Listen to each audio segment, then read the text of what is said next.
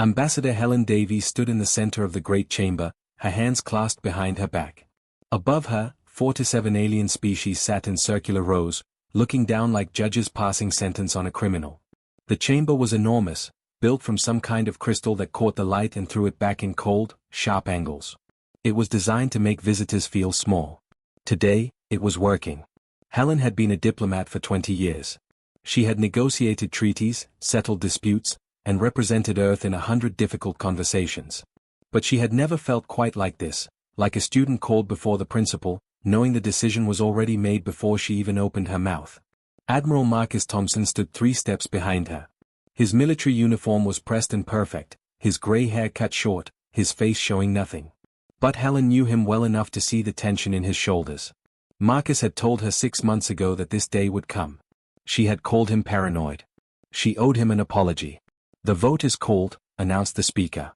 He was from the Vrax Dominion, one of the most powerful species in the council.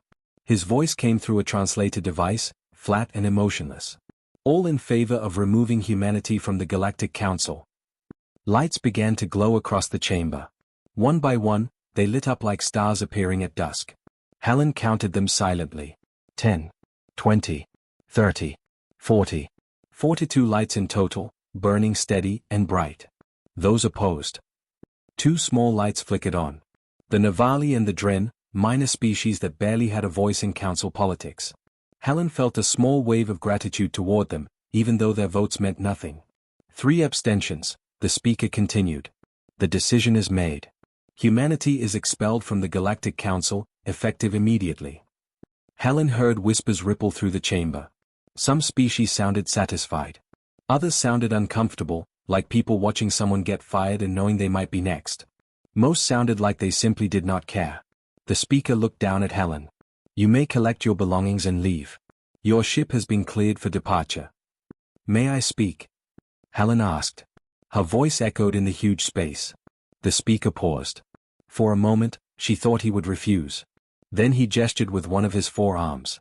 "You may speak, though your words carry no authority here." "They never really did," Helen said.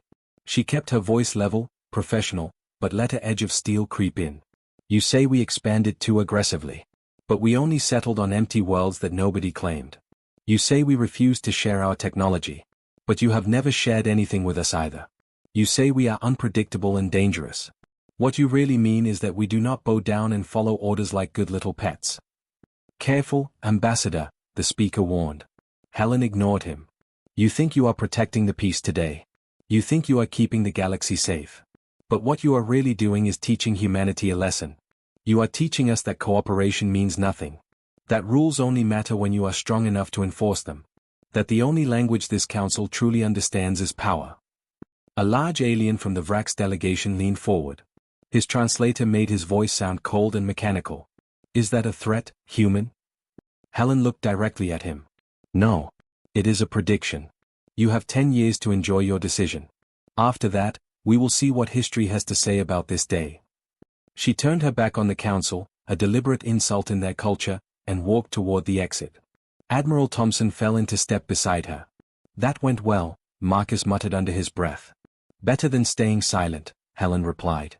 The massive doors closed behind them with a deep, final boom. In the docking bay, President William Foster waited beside their shuttle. He was 63 years old, with silver hair and the kind of face that looked trustworthy in photos. Today, he looked tired and angry. "How bad?" he asked. "Complete expulsion. 10 years to withdraw from all disputed territories and dismantle our outposts." President Foster nodded slowly. "Then we have work to do. Marcus, start Protocol Exodus. Helen, write the official response for the media. Make it sound diplomatic." "And what do we really do?" Helen asked. The president's expression hardened. "We smile and nod and follow their rules. And while they congratulate themselves for putting us in our place, we prepare. 10 years from now, we are going to come back to this galaxy. But next time, we come back strong enough that they cannot ignore us." "That is a big promise," Marcus said quietly. "Then we better start keeping it," Foster replied. 3 months later, in a secret facility deep underground, Earth's true leadership gathered. Military officers, scientists, corporate executives, and politicians filled the room. Admiral Thompson stood at the front, pointing to a holographic map. The council thinks we are beaten, he said. They expect us to go home and stay quiet. They are wrong. The map expanded, showing huge areas of empty space beyond council territory. We have been developing new engines. Faster engines. The council uses old technology because it works and they are comfortable. Our new drives can go 3 times faster than anything they have. Dr. Rebecca Shaw stepped forward. She was the head of Earth's technology division, brilliant and intense. The council mapped their space centuries ago and stopped. They think everything beyond their borders is empty or dangerous. We are going to prove them wrong. The dead zones? Someone asked. Especially the dead zones, Rebecca confirmed. The council avoids those areas because of old stories and a few ships that disappeared. But our probes show planets, resources, and no real danger. They are afraid of ghosts. President Foster stood. Here is what we are going to do. For the next 10 years, we publicly obey the council. We pull back our ships. We close our bases. We make it look like we are struggling economically. Some of you will need to stage protests and political problems to sell the story. And secretly, someone asked. Secretly, we colonize beyond their borders. We build not just ships, but entire cities. Not just one fleet, but 100 fleets. We create a civilization out there that the council knows nothing about. They will notice ships and people disappearing, Helen warned. They will notice what we want them to notice, Marcus replied. We will decommission old ships publicly while building new ones in hidden shipyards. We will announce population figures that show decline while millions volunteer for the colonies. We make them think we are dying while we are actually growing stronger than ever. President Foster looked around the room. This will not be easy. It will take everything we have. But in 10 years, humanity will not be a rejected species begging for scraps. We will be a force they cannot dismiss. And if it fails? Someone asked. Then we fail fighting, Foster said simply. Better than slowly fading away in the corner they chose for us. The vote was unanimous. Admiral Thompson stood on the bridge of the ECS Pioneer weeks later, watching Earth shrink behind them. This was the first Exodus fleet, 15 massive colony ships carrying 50,000 people each, along with everything needed to build new worlds. Captain James Turner checked his instruments. Course set, Admiral. 12 weeks to the horizon sector at maximum speed. 5 years had passed since the humiliation at the Council. To anyone watching from the outside, humanity looked exactly like what the Council expected, a broken species limping back to its corner of the galaxy. Earth's news feeds were full of protests.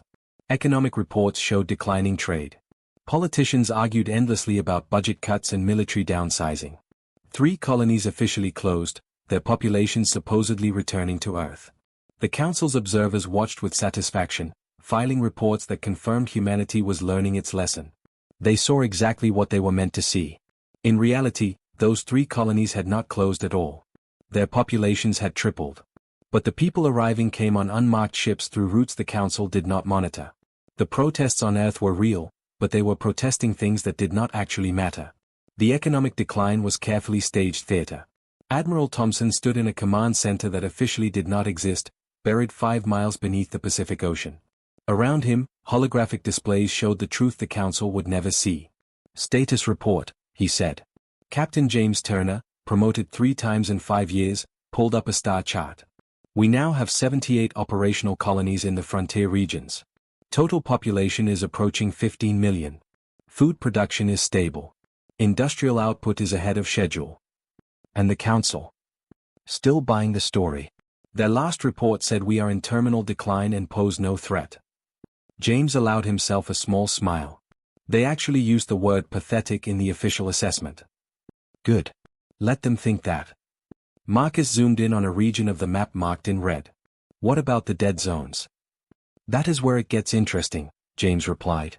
We sent exploration teams into 3 separate dead zones. All 3 teams found the same thing, nothing dangerous at all.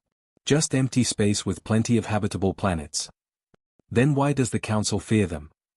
Dr. Rebecca thinks she knows.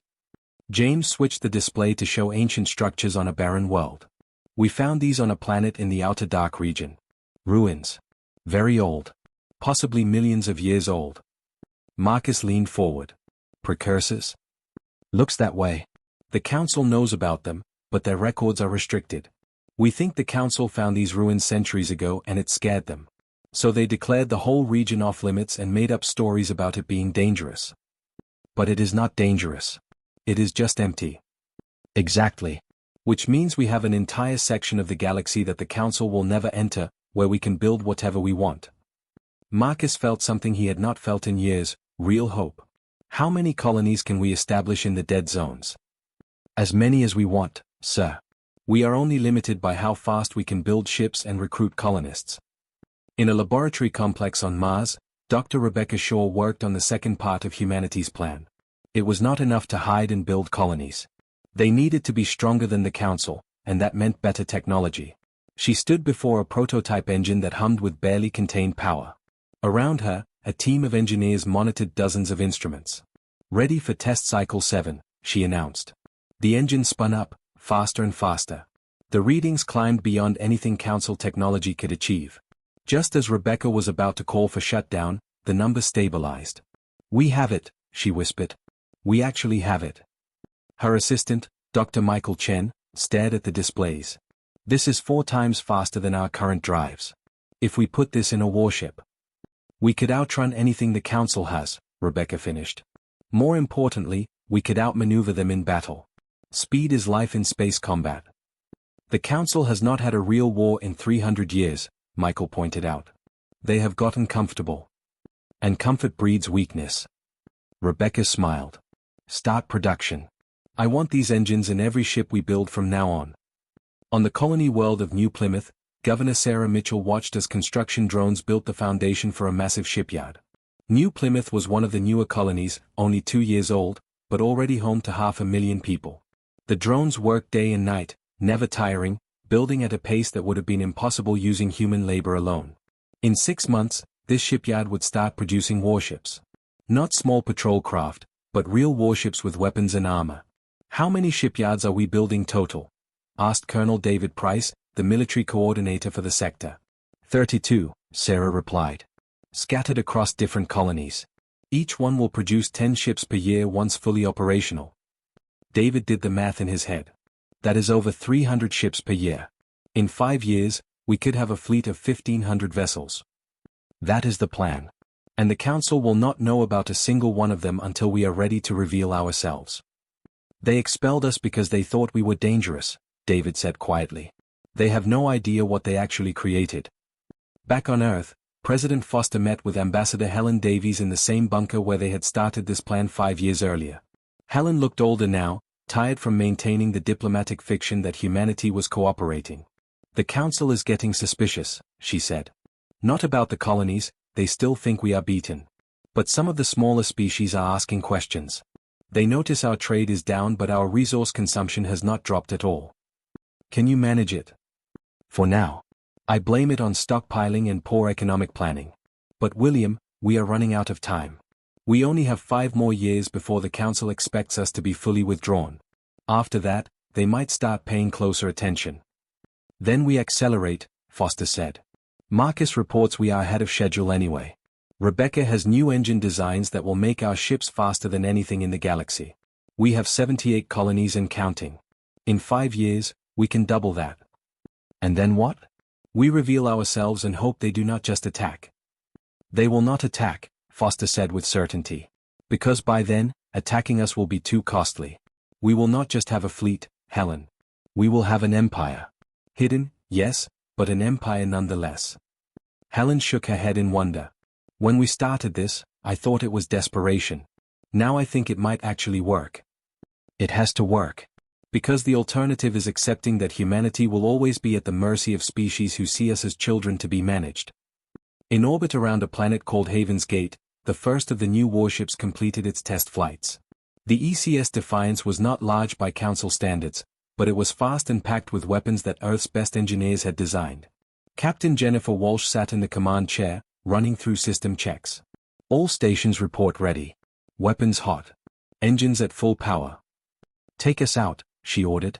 The Defiance leaped forward, accelerating faster than any human ship had ever moved before. The crew was pressed back in their seats despite the gravity compensation. "Speed check," Jennifer called out. "We are at 4 times standard FTL velocity and still accelerating," the helmsman reported, his voice excited. "Captain, Nothing in the council fleet could catch us right now. Jennifer allowed herself a smile. 5 years ago, they had been kicked out of the council like unwanted guests. Now they were building ships that could run circles around council vessels. Log this test as successful, she said. And send a message to Admiral Thompson. Tell him the Defiance is ready for duty. In the depths of space, far from any council observer, humanity was building something unprecedented. Not just colonies or ships or weapons, but an entire civilization dedicated to one purpose, ensuring that no one would ever dismiss them again. The council thought they had solved their human problem. They had no idea they had created something far more dangerous, a species with something to prove and the determination to prove it. 10 years had passed since the expulsion. The deadline had come and gone, and as far as the Galactic Council knew, humanity had obeyed completely. Earth's military bases in disputed territories were dismantled. Human trade ships stayed in their assigned zones. The monitoring stations reported a species that had learned its place. The Council stopped watching so carefully. After all, what threat could a beaten species pose? Admiral Thompson stood on the bridge of the ECS Defiance, now the flagship of humanity's hidden fleet. Through the viewport, he could see something the Council would never believe, an entire battle group of 30 warships conducting formation drills. "How many ships do we have now?" he asked Captain James Turner, now his second-in-command. 417 warships operational. Another 200 in various stages of construction. Plus about 600 support vessels, transports, medical ships, supply craft. And colonies? 312 worlds, sir. Total population is 48 billion. James paused, letting that number sink in. Earth itself only has 12 billion people. We have more humans living in the hidden colonies than on our homeworld. Marcus shook his head in wonder. In 10 years, we built an empire. The Terran Commonwealth, James said, using the official name they had chosen. Though we should probably stop calling it hidden. It is getting too big to hide much longer. He was right. 300 worlds could not stay secret forever. But the Council was not looking, and that made all the difference. On a world called Sanctuary, Dr. Rebecca Shaw examined something that would change everything. The research team had been exploring ruins in the dead zones for years, finding bits and pieces of ancient technology. But this was different. "Are you certain?" she asked Dr. Michael Chen. "Completely. These are construction drones from the precursor civilization. The species that existed before the Council, maybe millions of years ago." Michael pulled up a holographic display. "And Rebecca, they still work. We powered 3 of them up yesterday." "What can they do?" "They build things. But not the way we build. They can replicate themselves. 1 drone becomes 2, 2 become 4, 4 become 8. Give them raw materials and instructions, and they multiply until the job is done." Rebecca felt her heart race. "How fast?" "We ran a test. Started with 1 drone and basic metal ore. In 72 hours, we had 64 drones and they had constructed a small building." Michael grinned. "Rebecca, do you understand what this means? We could build entire cities in weeks instead of years." "Or entire fleets," Rebecca said quietly. Another discovery came from the deep frontier, where exploration ship ECS Pathfinder encountered something unexpected, another species living in the dead zones. Captain Jennifer Walsh watched her screens as the alien ship approached. It was biological, not mechanical, like something grown rather than built. "They are hailing us," her communications officer reported. "Open a channel." The alien that appeared on screen was insect-like, with multiple limbs and compound eyes. But its voice, translated through their systems, was calm and intelligent.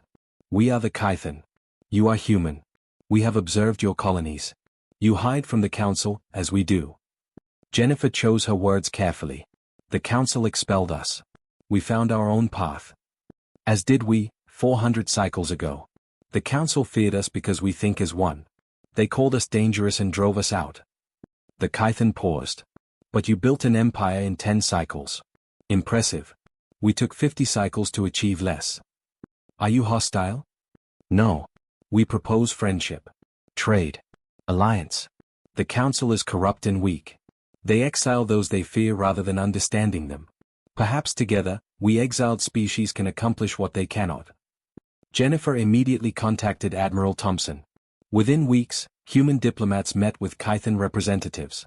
Within months, they had signed a treaty of mutual cooperation. The Kython had resources humanity needed. Humanity had technology the Kython wanted. More importantly, both species shared a common experience: rejection by the Council and survival despite it. In the Council chambers on the far side of the galaxy, the Vrax representative presented the annual report on humanity. "The human question is resolved," he announced. "They have withdrawn to their home system and a few minor colonies. Trade is minimal. Military presence is negligible. They pose no threat to Council interests." The other species barely paid attention. Humanity was old news, a minor problem solved years ago. They had more important concerns: trade disputes, territorial arguments, political maneuvering among the major powers. None of them noticed that human cargo ships occasionally passed through Council space, their manifests checked and approved, carrying nothing suspicious. None of them knew those same ships then disappeared into the dead zones, where they joined the massive logistics network of the Commonwealth. None of them realized that humanity had not just recovered from expulsion. They had thrived because of it. On Earth, President Foster, now 73 years old and in his third term, met with his cabinet in the old bunker. "We cannot stay hidden forever," Admiral Thompson said. 300 worlds, 48 billion people, hundreds of warships. Someone will notice eventually. "Then perhaps it is time to stop hiding," Helen Davies suggested. She was older too, her hair gray, but her eyes still sharp. "We have built something remarkable. The question is what we do with it." "The original plan was to wait until we were too strong to threaten," Foster said. "I think we have reached that point." General Patricia Wells pulled up strategic maps. "Our fleet is larger than any single Council species. Our technology is superior in several key areas. Our industry outproduces most of their civilizations." "But do we really want to reveal ourselves?" asked Dr. Rebecca. "Right now, we have peace. Once the Council knows we exist, that changes." "We do not get to choose," Marcus replied. "We are too big now. The only choice is whether we reveal ourselves on our terms or theirs." In the depths of the dead zones, construction continued. Shipyards built new vessels. Colony ships departed for newly discovered worlds. The precursor drones multiplied and built at incredible speeds. The Kythons shared their knowledge of the frontier regions. The Terran Commonwealth was no longer a desperate plan or a distant dream. It was real, solid, powerful. Humanity had taken its humiliation and forged it into strength. But the galaxy remained ignorant. The Council continued its petty politics, comfortable in the belief that the major threats were known and contained. They had expelled humanity and forgotten about them. Soon, very soon, they would remember. And when they did, they would find that the weak species they had dismissed had become something they never imagined. The hidden empire was ready. The only question remaining was when to stop hiding.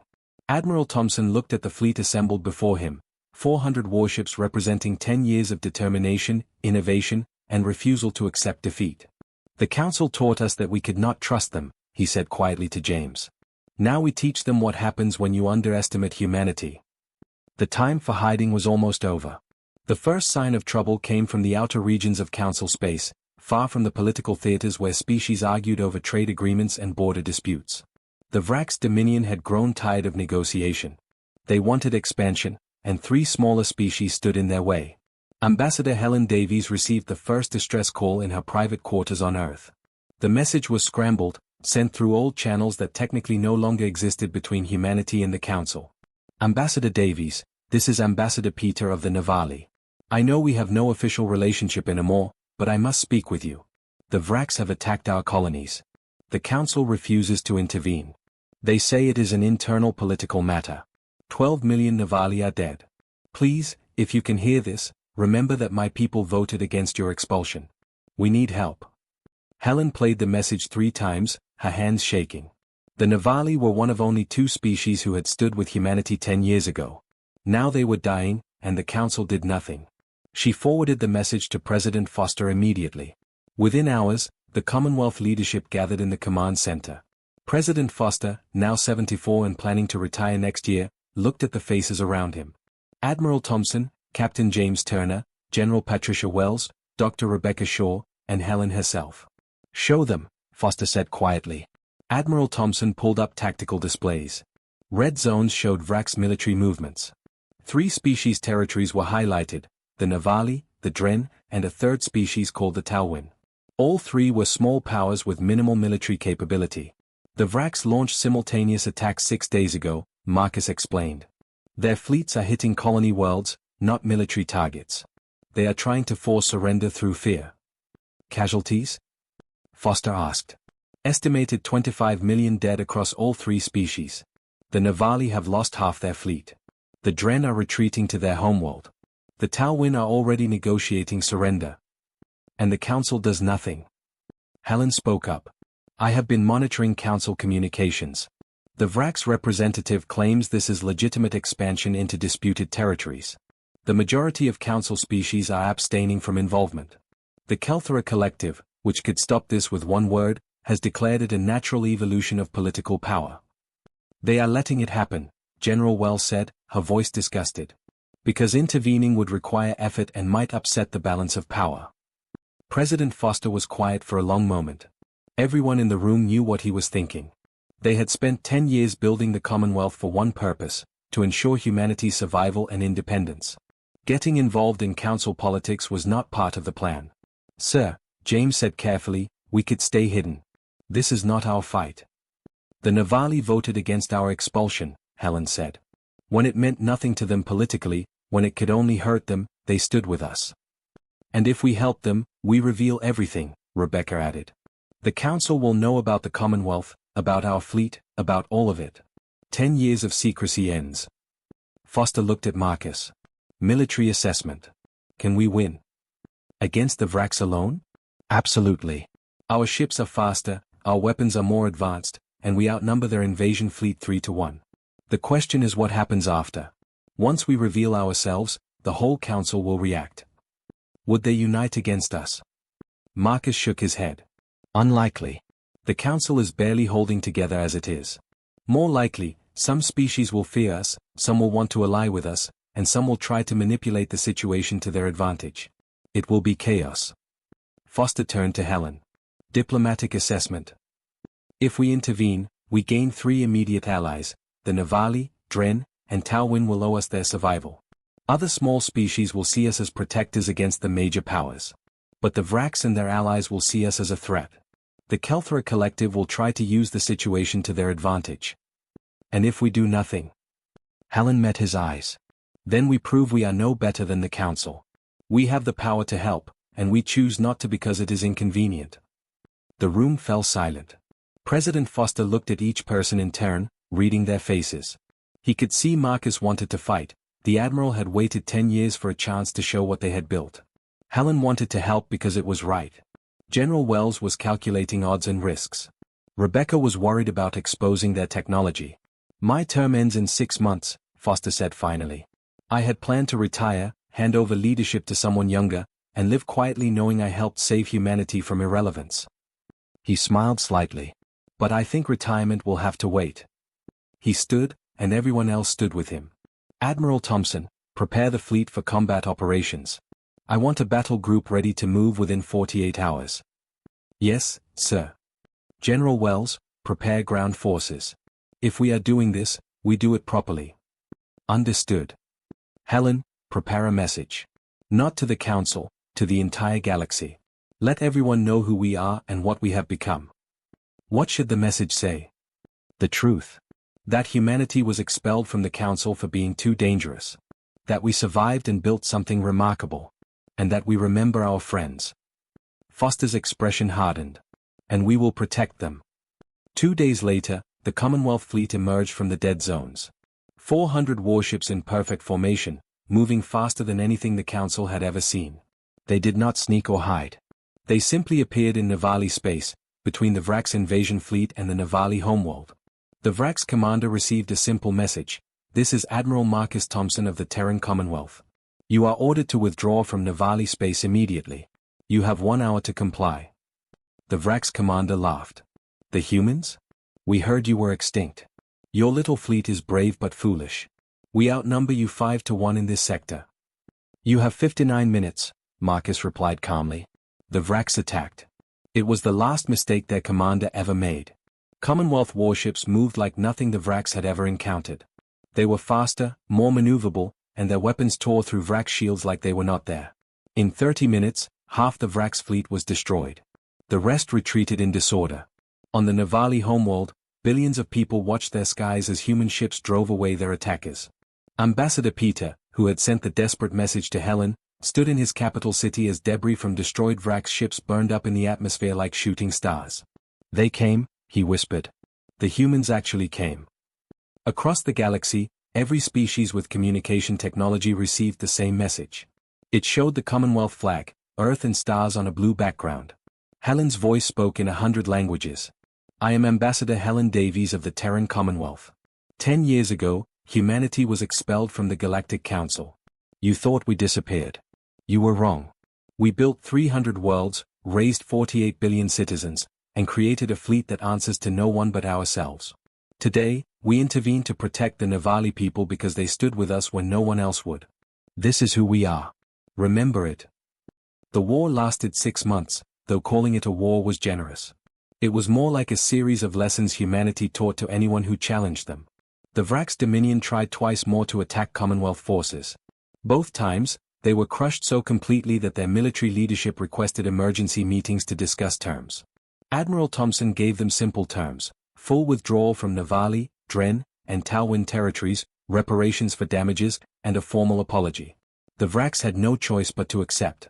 Other council species watched and learned. The humans were not just back, they were stronger than anyone had imagined. Ships that could outrun anything in the galaxy. Weapons that cut through shields like they were tissue paper. And most frightening of all, absolute confidence in their abilities. Captain James Turner stood on the bridge of the ECS Victory, overlooking a fleet of 200 ships conducting joint exercises with Navali vessels. The Navali were eager students, learning human tactics and trying to adapt them to their own ships. "They are getting better," his tactical officer observed. "Give them a few years and they might actually be useful in a fight." "That is the idea," James replied. "We are not building an empire where we rule over everyone. We are building alliances based on mutual respect."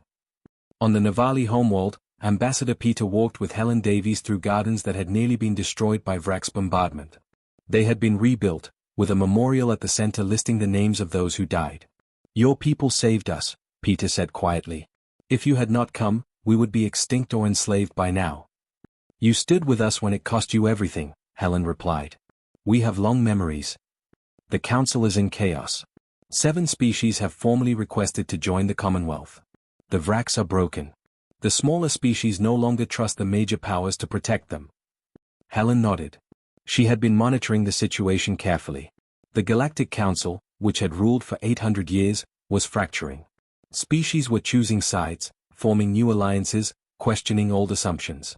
"What do your people want, Peter?" "What we have always wanted, to be treated as equals. To have a voice that matters. To know that power and justice are not opposite things. Then help us build something better." In the council chambers, what remained of the old order gathered for an emergency session. Only 32 species attended, 15 had already left to pursue independent agreements with the Commonwealth or each other. The Kelthera collective representative, an ancient being who had served on the council for 200 years, spoke with a voice heavy with age and regret. "We built this council 800 years ago after the last Great War. We believed that stability required hierarchy, that peace required control. We were wrong." He looked around at the half-empty chamber. "The humans showed us our failure. Not through conquest, but through example. They were expelled, and instead of dying quietly, they built something greater than what we have here." The Vrax representative tried to object. "They attacked council forces. They violated." "We violated our own principles first," the Kelthera interrupted. "We expelled a species for being strong and independent. We stood by while you slaughtered millions. We forgot that power without justice is just tyranny with better manners." In the Commonwealth capital, a city called Unity built on the world of New Earth, President Foster prepared for the most important speech of his life. At 75, he had delayed retirement to see this moment through. Now it was here. The hall was filled with representatives from 40 different species. Human leaders from 300 colony worlds. Navali, Dren, and Talwyn ambassadors. Even a Kythan delegation, their insect-like forms strange but welcome. And representatives from 7 other species who had formally petitioned to join the Commonwealth. Foster stood at the podium, feeling the weight of history. 10 years ago, we were told we did not belong in the galactic community. That we were too dangerous, too unpredictable, too different. They were right about one thing: we are different. but not in the way they thought. He gestured to the assembled crowd. We built something in those 10 years. Not just ships and colonies, but an idea. The idea that strength should protect, not dominate. That unity comes from respect, not fear. That every species, no matter how small, deserves a voice. The Galactic Council was built on hierarchy. The strong ruled, the weak obeyed. It worked for centuries because no one questioned it. But it was always fragile, always one crisis away from collapse. We propose something different. A galactic union where every member species has equal representation. Where decisions are made by consensus, not decree. Where military power exists to defend all members, not to enforce the will of the few. The chamber erupted in discussion. Some species were enthusiastic. Others worried. The Talwyn ambassador stood. What you propose is radical. The major powers will never accept it. Then they can stay with the old council, Foster replied calmly. We are not forcing anyone. But we are offering an alternative. Join us or do not, the choice is yours. Over the next 3 months, the choice became clear. 19 species formally joined the Galactic Union, including the Navali, Dren, Talwyn, and the Kython. 8 more applied for membership and were under consideration.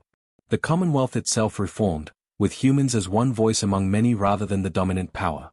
The old Galactic Council still existed, but it was a shadow. The Vrax Dominion, humiliated and weakened, tried to maintain relevance. The Kelthra Collective withdrew into isolation, neither joining the Union nor opposing it. A handful of species remained loyal to the old ways, forming their own coalition. The galaxy had split into 3 factions, the new Galactic Union, the remnants of the old Council, and independent species choosing neither side. Admiral Thompson, now promoted to Grand Admiral of the Union Defense Force, stood beside Captain James Turner watching as the new Union headquarters was dedicated. It was built in neutral space, accessible to all member species. We did it, James said quietly. From expelled outcasts to founders of a new galactic order. We survived, Marcus corrected. That was always the goal. Everything else just followed from refusing to give up. On Earth, Helen Davies prepared for retirement at last. She had served as humanity's voice for 15 years, through expulsion, exile, and triumph. Now it was time for younger people to carry the burden. She stood in her garden, looking up at stars that now represented not threats or challenges, but opportunities and friends. Her successor, a young diplomat named David Miller, came to ask for advice. How do I follow what you did? He asked. Helen smiled. You do not follow it. You do something different. We built this union because we had to survive. Your generation gets to build it because you want to thrive. That is a much better foundation. President Foster, finally retiring at 76, gave his farewell address from the same bunker where they had planned everything 10 years earlier. We were humiliated.